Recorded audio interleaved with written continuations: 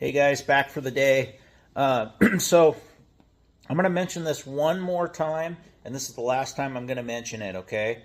I want these guys who are making these comments, you know who you are, on my videos, to stop it. It's not warranted. It's all a bunch of bull crap, and just stop. I don't want that to be this kind of channel. So please, just show a little respect, okay?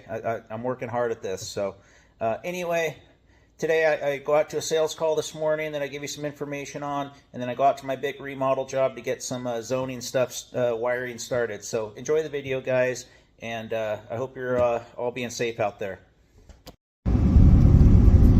Happy Friday, everybody. Seton HVAC here. It is October 11th, 2024. So before I talk about what I'm doing today, I want to get your opinion, and it's going to be too late by the time I post this video, but I want to get your opinion on if I should be doing this or not. So I got it's mainly one person that's, just kind of irritating me, making accusations that I'm deleting their comments, which honestly, I would never have deleted a single comment in my life, other than a couple on Facebook over the years, just because some people get nasty, but accusing me of deleting comments and then just some other weird stuff, they don't want to get along with me for some reason, and I've done everything to try to smooth things over, and it just doesn't work. So anyway, I got a premiere video coming out. I have it set for 2:30. I might move it to like 3 o'clock Pacific time. That's a good time for that, and hopefully you guys can hop on and see that. But basically just laying it out. I want it to end. Actually, I don't want to be like these other HVAC channels that are just bickering back and forth and fighting. I've mentioned it. I don't want to do it, but he's making it hard for me. So that's it for that. I just wanted to mention that real quick. So I'm headed out to a city called Prineville, Oregon. It's in Central Oregon, right up against the beautiful Ochako Mountains. Coming out to do a second opinion on a Goodman heat pump. The guy told me it's a 15-year-old Goodman heat pump. The other company said that it's not worth fixing. So we'll see what's wrong with it. Very often I go out on these calls and it's a capacitor or a blower motor or something. These other companies want to come out and just sell them a whole new system. So, and you guys know the deal. So I'm going to come out and see what the heck's going on. I told them let me diagnose it too, and let me be straight with you and tell you if it needs to be replaced or not. If it's not a major component, it can still run longer. Just because it's 15 years old doesn't mean it's dead. So I'm going to go out and do that, and then I've got loaded up my my zoning panels and my 4 thermostats for that big remodel job that I did. Getting started on trimming it out.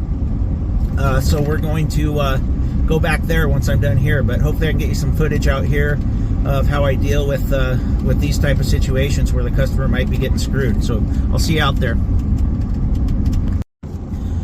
All right, I wish I could get better video on those calls, but it wasn't really conducive to that. I had the customer was right on my hip the whole time, and I don't need to be secretly recording them in my pocket or whatnot. But so basically, it's got a leak somewhere. The line set's not accessible. It's inside the wall. He's not interested in getting anything repaired. He's got the money to replace it. So he just wants me to give him a quote. So I'm going to give him my good, better, best. I got all the information I need to do a heat loss on it, heat loss gain analysis, so I can size it. The existing unit that's in there is a 3.5 ton. It's a 3.5 ton outdoor unit mated to a 4 ton Goodman air handler. So it's about 2,300 square feet. So we'll see what my numbers come out to. I'm going to quote him a 3.5 ton heat pump system, the Bosch. I might see if I can get a cheaper base option, like my economy option, my good, and then I'll give him Bosch on the better and best, and let him decide what he wants to do. So it's funny. The other guy that came out, the original guy that came out and to do his diagnosis, didn't leave him any invoice or anything. What he found. He wanted to get a quote from the guy. The guy, he's called him a couple times. He didn't, and the guy won't get back to him with a quote. It's like, why don't you follow up? Do you not want the work? kind of weird. So I'm going to put together my good, better, best for him, and probably a pretty good chance I'm going to get the job. Oh, a couple other things too. He's got a 1-inch filter in there that's perpendicular to the airflow. So I'm going to, give him my Honeywell F100. 5-inch filter in there. 20 by 25 by 5 is probably what it'll end up being. And his return airs, I think his grills are too small. He's got a 12 by 12 and a 20 by 20.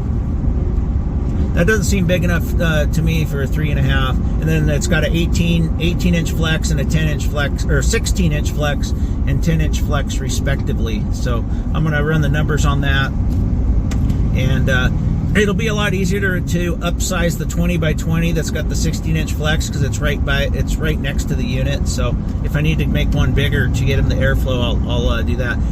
Checked out the supply. It's got an 18-inch hard trunk line, so he should be okay there. And it's built pretty good. So yeah, I think that'll pretty much cover it. I asked him if he had any other needs, if he wanted a humidifier, any indoor air quality stuff. He's not interested. He just wants a basic system. So that's what we're going to give him. See you guys out at this remodel. All right, guys, we're back in the noisy dark dungeon. So I got my HZ 322K zone kit here. Got a bunch of wire ties and stuff. Now I'm just thinking of where I want to mount this thing. I think the coolest, let's spread that out a little bit. I think the coolest part would be to mount it up here. And if I do that, I bet you I can do it. Well, I might put a 2x6 or something here about my zone panel there, but I can put all my stuff up in here. I don't think they are insulating up in here. I'll have to ask the homeowner if they are going to insulate here. If not, I'll just mount everything up in here. It'll be nice and tucked out of the way. And I got my other zone panel on the other side, and my 4 Bosch BCC 100 thermostats that I'm going to mount today. But I want to get started on this. I'm going to wait till I'm done doing all the wiring, all the zoning stuff, anything I need to do and then I'll make this duct sealing of this stuff down here the last thing I do. Yeah, it's the kind of work I like. Easy. And I'll get that ERV wired up too. Get the plug in there. So yeah, that's my kind of stuff right here. Let's get going. Oh, I got to bring some insul tube next week for that too. A little bit at a time. You know how I work. So I figured out what I'm going to do. I'm going to take this board right here and toenail it into here, and I'm going to have, you can see it's about 3 feet off the ground or so. I want to mount everything right there. It'd be perfect. I can just sit on a 5-gallon bucket and work on it. I think that'd be best. Well, I might rip it down a little bit. I don't want to be in front of the unit here. It probably will make it not pass code. Let's see, could I do it over there by the humidifier? No, I don't want to be in front of it either. Yeah, I'll just cut this down so it stops right here, and I can mount everything I need to here. I can get my zone panel, transformer, and whatnot. My little wireless. Well, no, I'm not doing a wireless adapter. This will be plenty big. Yeah, that's what we're gonna do. Yeah, that'll work out really nice. So, zone panel, got my transformer, and it comes with this. I'm gonna have my electrician. He'll be here next week. He'll put that into a 4-square box. So our line voltage will be inside the box there. I can get started on some of the thermostat wiring now. I like it. It's pretty. It'll be even prettier when it's done. I can't wait to show you guys the finished pictures. I'm gonna start doing some of this wiring. Alright guys, let me show you what I've done here so far. So, just so I don't get confused, right? So we have north side of the house, south side of the house. So north will be zone 1, south will be zone 2. And go up here. What I did is I screwed this 2x4 along here so I can wire tie this stuff all nice. And then I got N and an S here, so I can't screw these up when I go to wire them. I'm going through their own respective holes up there. So I'll get the equipment wire ran over, and then my discharge air temperature sensor wired over, and we can bundle these all up all nice and I can wire them all in. I'll show you how I do that. Alright guys, I'm running out of time, but I want to show you what I got done so far. I know it doesn't seem like a lot, but I got called off somewhere else. Personal. North zone, south zone, discharge air temperature sensor.